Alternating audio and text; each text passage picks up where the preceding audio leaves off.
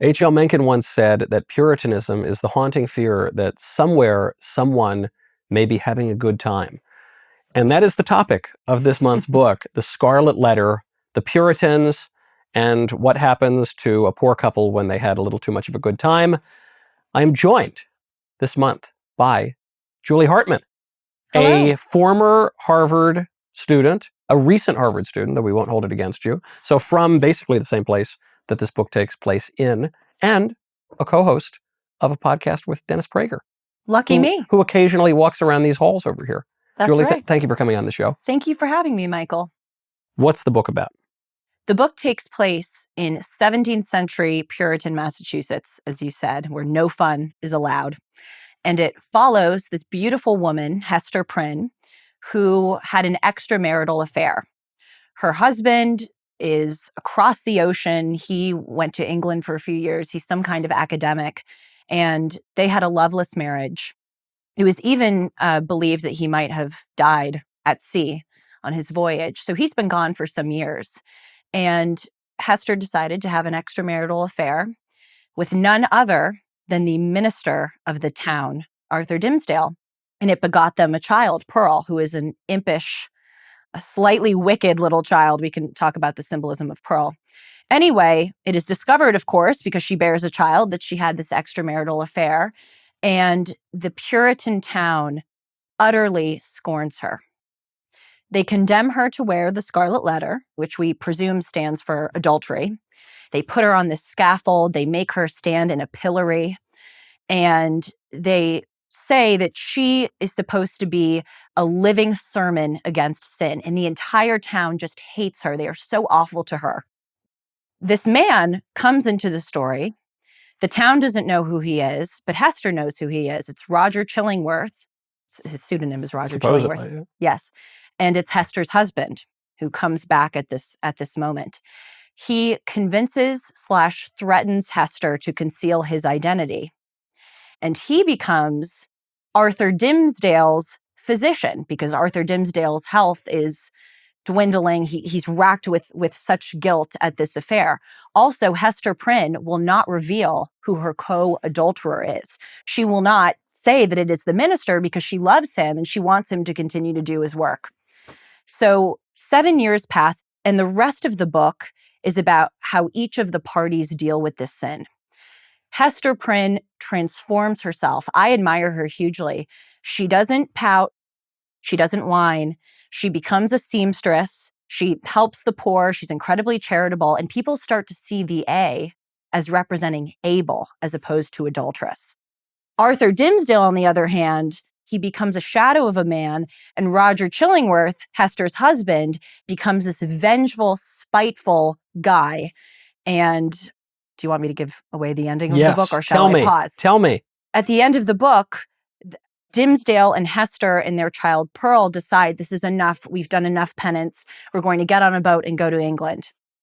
Chillingworth, of course, tries to intervene in the plan, and it ends with this dramatic final scene where in front of the entire town, Dimmesdale finally confesses that he is the father of the child, and he drops dead. Kind of a sad. Yeah, I was going to say gentle. And then I guess the little coda to that is Hester goes off. She's got her kid. Little Pearl goes, presumably gets married, has a good life. Hester comes back. Yes. Then Hester dies and is buried next to this minister, and the headstone for both of them is just a big A, big scarlet A. Okay. Little harsh treatment of Hester Prynne. Absolutely. What's the book about? That's what the book says. That's the plot of the book. What's it about? Why does every 14-year-old in America read this book? Well, that's a different question than what the book is about. Every 14-year-old in America reads this book because I think American public schools think it's a feminist read. It shows that this woman was so oppressed in Puritan America. And by the way, she was. I mean, she was no doubt treated terribly unjustly. But I think that's what is read into the book now. That is not the point of the book, however, at least by my judgment. This is a spiritual read. This is a book that is fundamentally about sin. What should be characterized as sin? It's ambiguous as to whether this affair actually was a sin, and we can talk about that. It's about how a society and how individuals ought to react to sin. And again, for that reason, it's about the darker sides of our nature that we all have to confront. I barely remember the first time I read this book, sometime in high school or middle school or something. And I liked it. I liked it. I enjoyed it. But I haven't thought about it very much since. You really like this book. I didn't like it But the you first didn't time like I read it. it. Okay, so what changed? So I read it for the first time in high school in 9th grade, and I hated it. The only thing I remembered about it was the rose bush because, and I view it as sadly a failing of American school teaching today, we overanalyze books to death. Teachers, not all teachers, but many teachers tend to focus, I think, excessively on symbolism and not about the greater, in this case, spiritual takeaway of the novel. And additionally, I remember it being reduced to a social commentary. As we've been saying, it's true that Hester was wrongfully treated, but there's a greater spiritual takeaway from the novel that I didn't know or appreciate until I read it after college. As weird as it sounds, I also really appreciated the way that Hester and Arthur Dimmesdale beat themselves up over their sin, because we live in a society now where if people do something wrong, they will point the finger at everyone else but themselves, and they will contrive grievances. There's very little personal responsibility. There's so much victimhood. And I just really admired that these characters understood the gravity of their sin. They could have said, hey, it was just one night, and Hester's in this loveless marriage, and I'm this pious minister who's allowed to have a little fun. They didn't. They got it. They did something wrong. They beat themselves up about it. They sought to make it better. And that was so refreshing for me to read in such a different culture as we have now in 2023. To read about shame in a shameless culture. Yes. That we're currently living in. Well said. This is probably considered the most American novel ever written, certainly one of the classic works of American literature. I descend from some of these Puritans, but to your point on the modern read of it, that it's a feminist story, or even the original read of it, which is questioning certain moral beliefs, I can't help but get this feeling that it's a little bit lib. In the sense that Nathaniel Hawthorne was a transcendentalist. So he was part of this kind of liberal, hippie religious movement. He was one of the founding members of Brook Farm, which was this commune that ultimately fell apart. And he, in the words of Orestes Bronson, who's one of the great American intellectuals, was Catholic. He said, oh, Hawthorne, he just doesn't understand Christianity. He doesn't get the religion. But he clearly hates the Puritans. But I also don't agree with the Puritans. So where does that leave me? Is this a Christian novel, an anti-Christian novel, conservative, liberal? It's a confounding novel. It is a confounding novel. A quick note on Hawthorne's disdain of the Puritans. A lot of that is rooted in his own history. His great-grandfather, John Hawthorne, was a judge in the Salem witch trials, and he was not just any judge. He was the judge. Do you want to hear something weird? I've never said this publicly before. It's not earth-shattering, but I played Judge Hawthorne in 9th grade in The Crucible. Were you stern and unforgiving? I certainly was. I absolutely was, as was he. And so he's reacting against this very austere religion in a very austere environment in New England. And even just the environment in the book, because it's a romance. The environment is real. It's a real place. There are characters based on real people. There are real historical figures referenced, Governor John Winthrop of Massachusetts Bay. But also, it's kind of like a magical fairyland. Also, the girl conceived out of wedlock is referred to as an elf. She is referred to as impish. Yes. Also, the sky will light up with symbols. That Scarlet Letter A that's on Hester Prynne, it appears on the skin of the minister. How did it get there? They debate that even at the end of the book. So it's got all of this mystical kind of stuff. And you mentioned the witch trials. There's a witch in the novel. So on the one hand, you say, well, he's criticizing his forebears for running the witch trials. On the other hand, he seems to suggest in the novel that there really are witches. Well, he is certainly harsh on the Puritans in the novel. I mean, really, the whole book is lampooning their judgment and their hypocrisy, because they'll wag the finger at Hester, and yet they're sinners too, as we all are. But there are also moments when he actually recognizes that there were some parts of the Puritan character that were good. He says that they had a dignity and a kind of steadiness of character that Hawthorne says in the 19th century Americans lack. And I think this is important because, you asked a few moments ago, is this lib? Is this conservative? Is this pro-Christian? Is this anti-Christian? And I agree. I had those thoughts reading the book. But I think that's the point. I appreciate Hawthorne's ambiguity because he doesn't identify one character that does it exactly right. Hester Prynne certainly becomes this pious, dignified woman, but she takes her martyrdom, I think, a little too far. Certainly Dimmesdale, by hiding his sin, becomes a shadow of a man, and he absolves himself of responsibility to his family. Chillingworth becomes this vengeful, spiteful creature whose whole life is to seek revenge on this man who had an affair with his wife. And so you kind of end the book and you go, were they redeemed?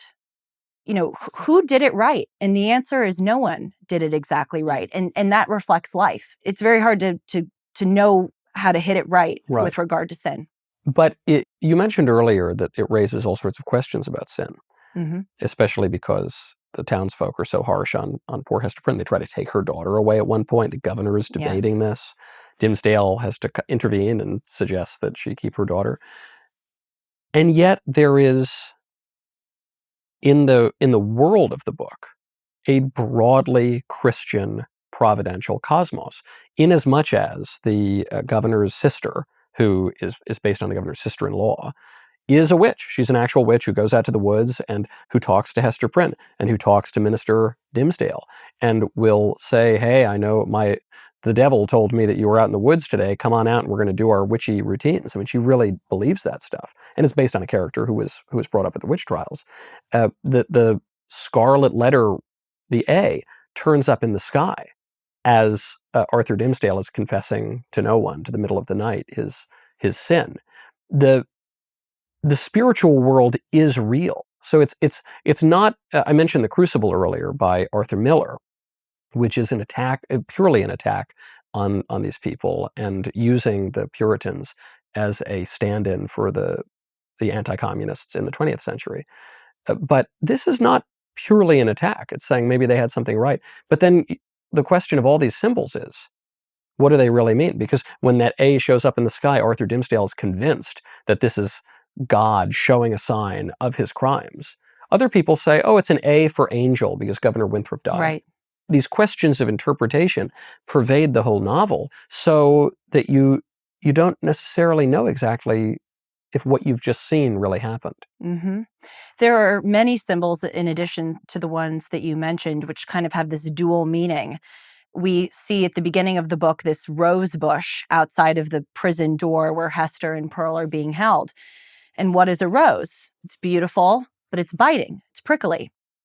Pearl, Hester and Dimmesdale's daughter, Hawthorne writes, she is a treasure who came at a great cost. That's what a pearl is. If you look at Hester's Scarlet Letter that she has to wear on her breast, it both burns her. It's a constant reminder of her sin, but it also, as Hawthorne writes, is a passport for her to go into the hearts of other people and see their sin. So here we have all of these symbols, which again have this dual nature. And I think that reflects the dual nature of sin itself. A sin can be both a blessing and a curse. If you deal with it appropriately, you can make it into a blessing. You can use it to better yourself and better your society. But of course, it can be a curse because you know that you've done wrong. And the resolution of this, you see at 3 points in the novel, you see the scaffold come up. First, for the condemnation of Hester Prynne, then in the middle when Dimmesdale comes out and confesses in the middle of the night. He can't keep it in anymore. His conscience is racking him so. And then finally at the end, there's a big procession with all the dignitaries, and the minister gets up onto the scaffold and confesses. He says, I'm the father. I've let them do this alone for 7 years, and it's me, it's me, it's me. And what's so curious is that the figure of Roger Chillingworth, the jilted husband, the cuckold, has been torturing the minister the whole time, and he tries to stop him from confessing. And Yes. there's this language that Chillingworth has been transformed into the devil himself, at the very least as a tool of the devil. And he says, no, don't confess, don't do it. As though we can so rack ourselves because of our sins and our guilt, but we think we have to hide it and cover it up forever. That's the only way we'll get by.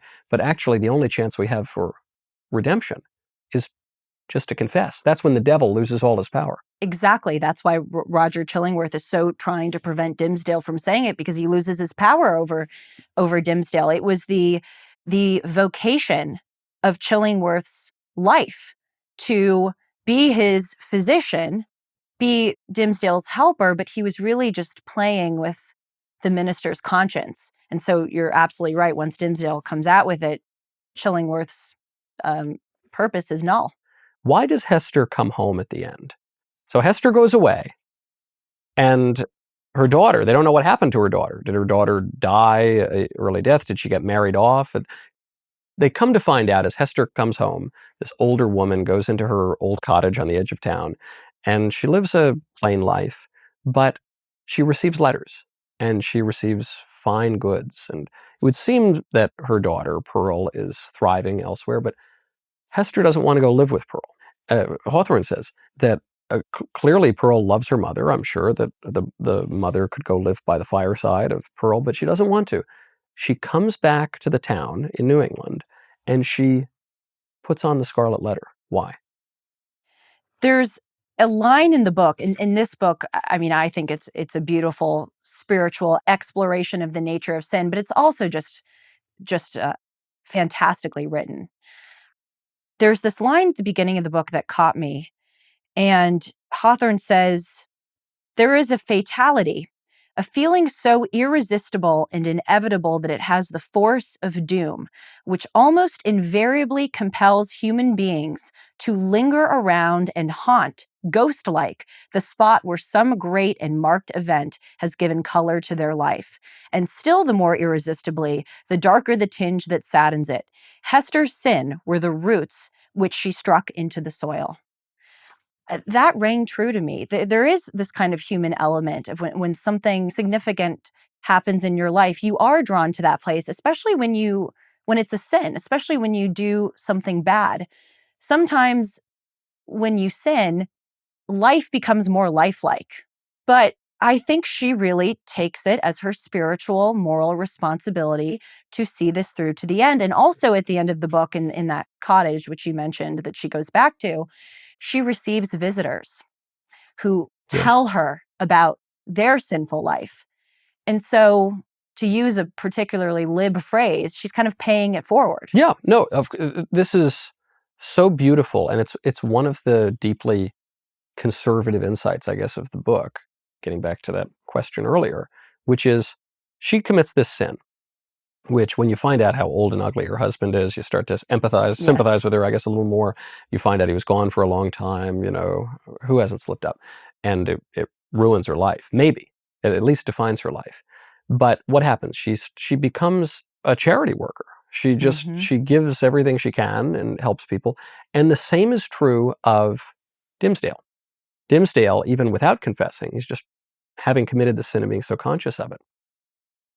Hawthorne writes that his sermons took on this much deeper quality, and they just rang so true, and it gave him such empathy, and it gave him such compassion, obviously compassion, because he was so suffering, along with the sinners in his flock. So it's a reminder that God, in his providence, in his passive will, takes evil, even evil, and can turn it to good.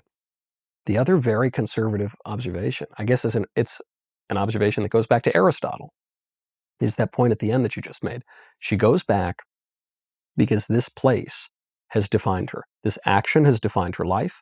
She's lived her life there. The letter has defined her. It's been basically a part of her body for so many years now. And she puts it back on because there's an expression in Alcoholics Anonymous that an alcoholic buddy mentioned to me once, which is, wherever you go, there you are. That you can't flee. When people try to flee circumstances, often they're trying to flee themselves, and you can't flee yourself. And the Aristotelian insight here is that man is not an atom. We're not just floating in outer space alone. Man is a political creature. Our identity comes from the political community, which is why, for all the romance and all the theology here, this is a political book too. This is a book where some of the main characters are governors, are public men, are people crafting the legislation and the norms and the customs of this community. So it's not even just about Hester Prynne or Pearl or Dimmesdale. It's about a whole place. It really is about the Puritans in this particular place, in this particular time. Mm-hmm. I think this also raises the question, though, when are you done? When is it enough? I admire that Hester went back and she stayed at her post until the end of her life and really took it upon her to bear the consequences of her wrongdoing. But then this is where Hawthorne's ambiguity comes in. And as much as a reader, I would like a clear answer, a clear moral takeaway. As I said earlier, I appreciate his ambiguity because it reflects life. I sort of think Hester ought to maybe have left and had her own life. So was this not her own life? Well, have a more independent life, a happier life.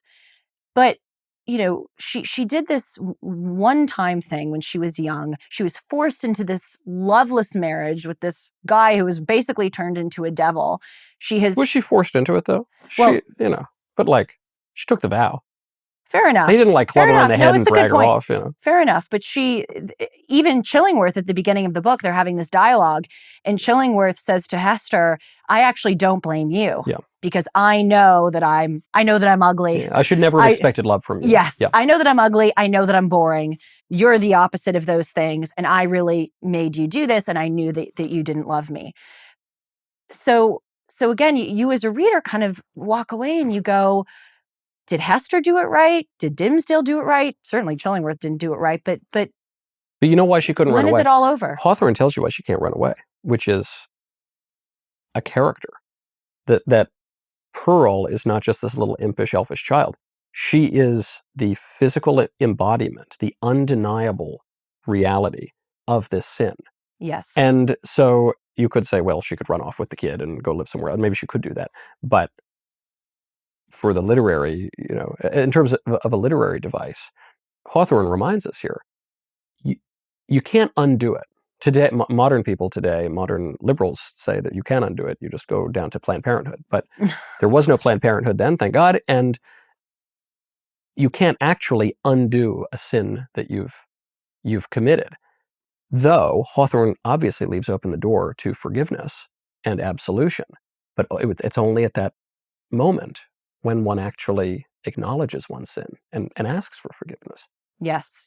At the end of the book, there's this line, and Hawthorne says it's the motto of the entire book. Be true, be true, be true.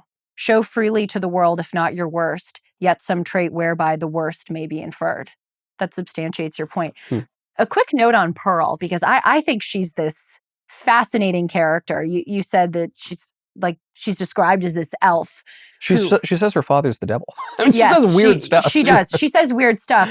And she loves to play around with her mother. She touches the Scarlet Letter because she knows that it burns her mother's breast. She demands that Hester put the Scarlet Letter back on. Yes. In the woods. And that's the point that I wanted to bring up, because she is a very knowing, astute child.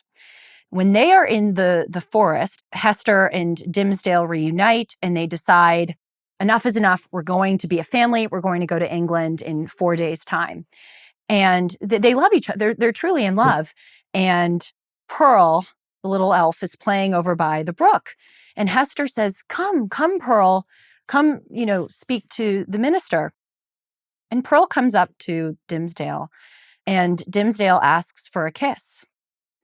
And Pearl says, will you be seen publicly with us? Tomorrow afternoon. Yes, tomorrow afternoon in this big, public place where they're having the parade. she says, "Will you be seen publicly with us? Will you hold my mother's hand? Will you kiss me in public as you're doing now?" And Dimmesdale says, "Oh, little Pearl, soon, but not tomorrow." And to her great credit, she says, "You don't get a kiss." I admire Pearl. Maybe she's the character who Hawthorne is trying to say is one of the protagonists that we should look up to. And at the end of the book, when there is that dramatic scene where Dimmesdale finally reveals that he is the co-adulterer, the father of Pearl, he says, because he's literally 5 seconds away from dying, he says, "My little Pearl, come here, give me a kiss." And she leaps right over and gives him a kiss. And all of that bitterness, all of that elfishness, that wickedness sheds away because he is now true and his mother is with him now true. And you see on the flip side of the stage, you see Chillingworth, who at this point, Hawthorne says the life basically went out of him. He doesn't literally die then, but he dies within a year. And the message, I don't think, is that this guy was just always a devil.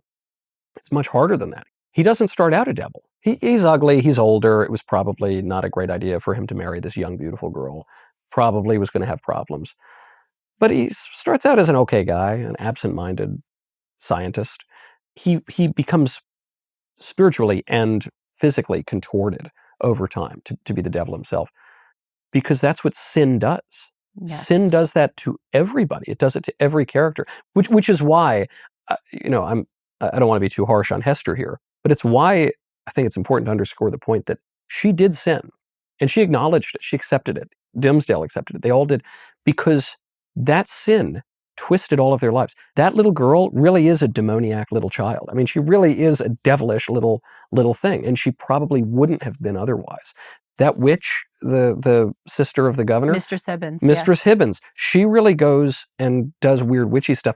It's all real. And what I love so much about romance, and especially Scarlet Letter and American novels of this period, is you just see these spiritual realities represented physically so often. But it is real. That much as she may have been oppressed, Hester Prynne, had they not slept together, they all probably would have lived better lives. Is that too harsh to say? Is that too conservative to say? No, it's certainly not too harsh to say. You're probably right. But also, there were higher levels that Hester reached as a result of her sin. Yeah. She, again, transformed herself into this pious, dignified, dutiful woman. And she gained this sympathetic understanding of other people. But she was miserable. You're right. And again, I know I'm like a broken record, but there's this ambiguity. What was it? Was it better that she had done this, or was it not? But then perhaps the resolution is a very Christian resolution, which is Dimmesdale gets a happy ending. And Hester seems to think that she's got a good shot. Does Dimmesdale get a happy ending? I think he does. I mean, I think he is relieved of his burden of guilt. I think Hester sees a world in which they're in heaven, where they get to go to heaven. They're not just totally damned, as maybe the Puritans might have thought that they were, albeit after this very difficult life, as a result of his confession and his repentance and acknowledgement of guilt. But I think Hester gets basically a happy ending. Pearl gets a happy ending, at least by what's implied. Chillingworth gets his just desserts. He gets an unhappy ending for basically selling his soul to the devil. But perhaps that the resolution to that ambiguity is the great mystery of Christianity, which is Hester as a stand-in, say, for Eve, this woman who's fallen, who commits this one act and it dooms her, and sin and death pervade the whole place. We could say reasonably at the end, well, it's a happy thing that she did that, even though at a surface level, the rest of her life and so many other people's lives were miserable. What Christians say at Easter is, "Oh, happy fault," referring to the fall of man, "Oh, happy fault that won for us so great, so glorious a Redeemer." Another thing in the book is that Hawthorne subtly conveys the point in his writing that Hester has kind of liberated the town by being the scapegoat, by being the walking sermon against sin. she becomes this sympathetic person. She invites these people who share their sins with her. And then at the end, when it's revealed that this pious minister, who people literally think is angelic, I mean, Yeah. all throughout the book, they say he is like the closest thing to God. He's these celestial, beautiful, heavenly sermons. Including after his confession, when some Yes. people just don't even believe it. Yes, exactly. And that's an important point. But here we have this family that has become this story of the town. This high minister has sinned, and this lowly woman who wears the Scarlet Letter has sinned, but they're on the same ground, and they've finally revealed it. And there's this element that maybe they are worse off, to your point, Michael. They all kind of had miserable lives. Yeah. But they liberated the town from this strict, orthodoxy of you have to be perfect all the time and sinless all the time. It showed that that's not the case in reality. That's probably a very fair interpretation of the book, I'm sorry to say. It's this theme in American literature, this theme of just liberation and independence, and we shouldn't have burned as many witches, and it's not very conservative. But he doesn't sugarcoat it also, because these people are miserable. I know that you said that Hester and Pearl have a happy ending. I agree that Pearl has a happy ending. She actually, it's worth noting, she inherits Chillingworth's estate. Yeah. So that also shows that Chillingworth at the end of his life may have felt some guilt for becoming so vengeful, and he bequeaths his fortune to a child that is not his. Pearl has a happy ending. Hester, I'm not so sure. I think that she is exonerated at the end of the book in the eyes of the town. There was actually a line in the book where Chillingworth tells Hester that the governor had debated whether or not to actually remove the Scarlet Letter. So I think in the eyes of others, she is exonerated or redeemed, but she stays at her post and she bears a lot of that guilt until the end of her life. So I'm not so sure that she views herself as exonerated. But what you said about the Puritans' harshness brings me to another point, which is that at the beginning of the book, as we know, Hester Prynne is the object of utter scorn by the community. Many people want her dead.